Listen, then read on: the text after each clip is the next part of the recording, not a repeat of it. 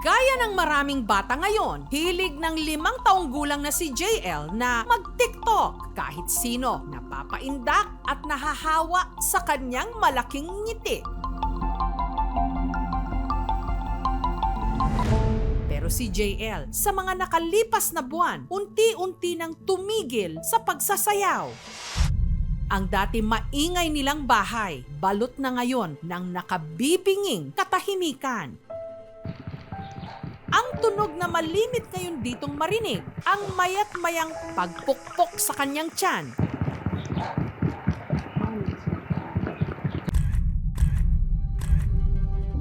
Si JL kasi, butot balat na. Pero halos pumutok sa laki ang kanyang tiyan. Kita na rin ang ugat dito. Sa bigat nitong 15 kilos, hirap nang kumilos at gumalaw si JL. Kaya ang bata, madalas na lang nakadapa sa unan.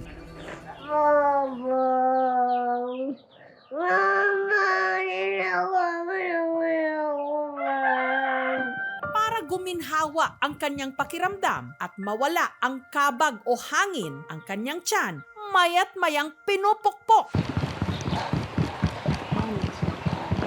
Nakakatulong po ito kay JL para po mas maginhawa po siya. Pero madadaan nga lang ba sa pagpukpok sa kanyang tiyan ang kanyang dinadala?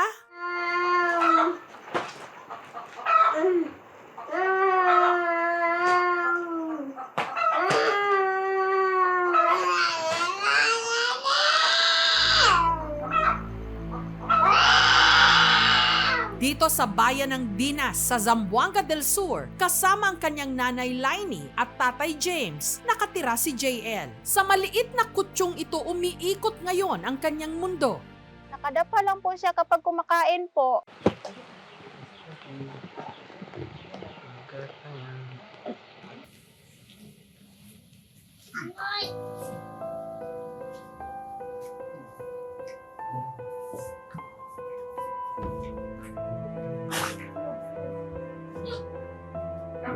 Bali-baliguan po namin siya.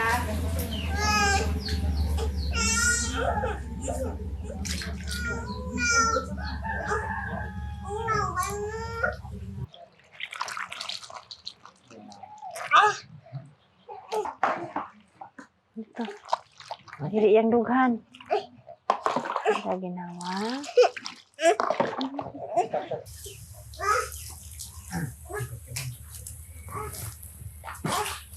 Lang, be.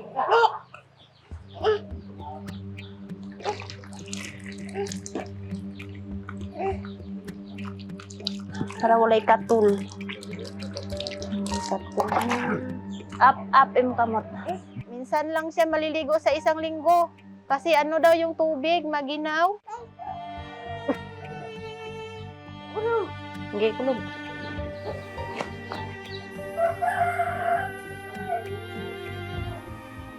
Tagaig makaon lang.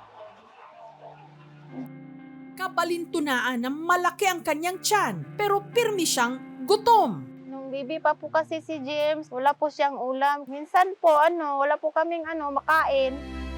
Si JL, hindi na rin nakapag-aral. Mama, hanggang kailan po ako maging ganito? Sino na po daw mag-alaga sa kanya kapag matanda na po daw kami? Minsan, pasabi po kami sa Panginoon, ano bang kasalanan namin? Bakit nagkaganito po yung anak namin? Ano bang kasalanan namin? Bakit kami, pinaparusahan po? Natatakot po kami na baka mawala po siya sa amin. Patiman ako si James, kaon, painom tubig, o hinawan, o dok-dok siyang tiyan. Himing ako sa akong manghod. Patungo pa siya sakit, padula-dula pa may. Isip pamahan niya, patiging paita nga, mong anak yung anak. Mahal na mahal po namin yung anak namin. Bilang isang nanay po, hindi po akong gawin lahat po. Ano pong dapat makaya namin. Si JL madalas na lang tambay ngayon sa pintuan. Sa ganitong paraan na lang daw niya kasi kahit papaano nasisilayan ng mundo sa labas. Pagsapit ng gabi, hirap din siya sa pagtulog, pirming nakadapa.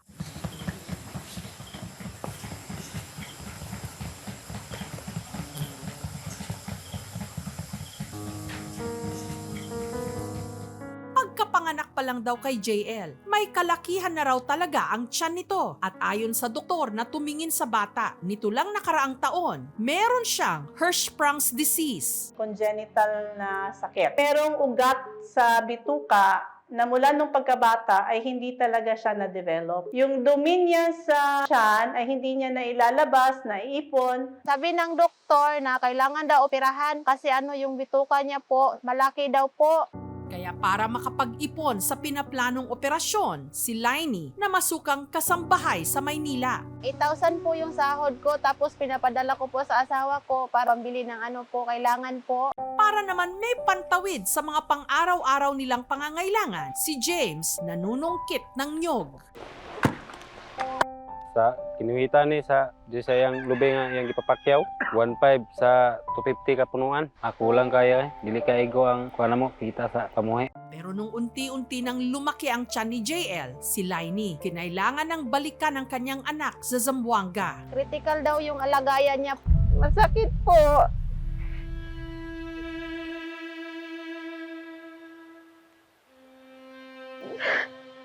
Kasi po nagsisisi po ako kung bakit iniwan ko po yung anak ko. Kasi sabi niya po na, Mama, hindi ka na po pwedeng bumalik, Mama, kasi na-miss kita. Sobrang sakit po kasi iniwan ko po yung anak ko, tapos nag-alaga po ako ng ibang bata.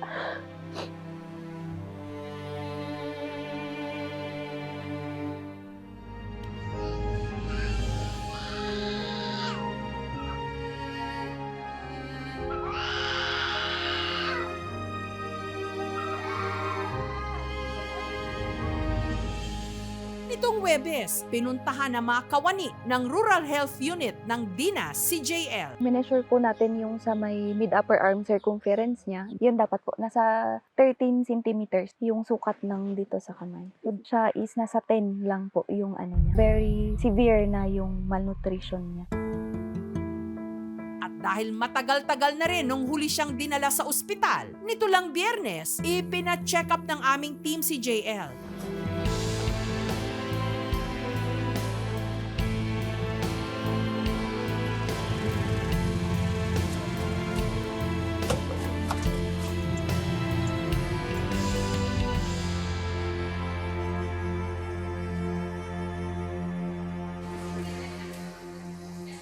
In-x-ray siya at in-ultrasound. Napupuno siya ng mga kinakain ng pasyente at hangin. Sa X-ray, sobrang laki na po ng bituka niya. Kalahati ng tiyan niya, hangin ang laman, tapos sa bandang ibaba naman, napupuno na ng dumi na hindi pa nakakalabas.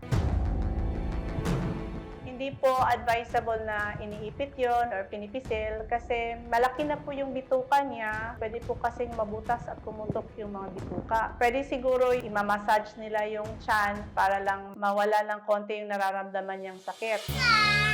Para maayos ang bituka ni JL, kinakailangan siyang operahan. Kailangan natin siyang ihanda para po i-minimize yung risks doon sa bata. Although ang chances of success po ng operasyon ng Hirschsprung is very high, subalit sa kondisyon po ni JL, hindi po natin masasabing mataas yung ating chance. Gusto po namin na maoperahan po yung anak namin. Baka po matulungan pa siya. Noon, yung underweight problem dito is 4.2%.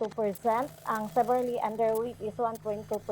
Pagdating sa 2023, naging 1% na lang ang underweight. Bumaba ito. Ang severely underweight, naging 0.2% na lang po, ma'am. We have house-to-house visiting sa mga malnourished children. May seminar kami din ng effective feeding for malnourished children sa mga parents. At para kahit papaano makatulong sa pamilya, ang kanilang barangay nagbigay ng grocery items. Ito po lahat mga grocery po. Kusang bigay namin ng mga barangay official, ng barangay Dongos Dinas. Nag-abot ng pinansyal na tulong ang aming programa. Ganang hapon po. Ang lokal na pamahalaan ng Dinas, naghandog naman ng pangkabuhayan sa kanila. Mayroon kaming cash assistance para makapambili kayo ng pangsimulang pangkabuhayan na naghalaga ng 10,000 pesos. Nagpapasalamat po kami sa mga unang-una po sa Panginoon. Malawa po sa inyo po, KMJ. Salamat po ng marami sa inyo. Kasi po tinulungan niyo po kami, lalo na po sa anak namin. Busog na si JL sa pagmamahal ng kanyang pamilya. Ang kailangan niya ngayon, malasakit mula sa mga may malalaking puso. Sa mga viewers, may mga igtabang sa ginagmay lang para sa mga anak na maayo gid siya sa iyang operasyon. Mahal na mahal po namin siya. Hindi po tayo mawala ng pag-asa.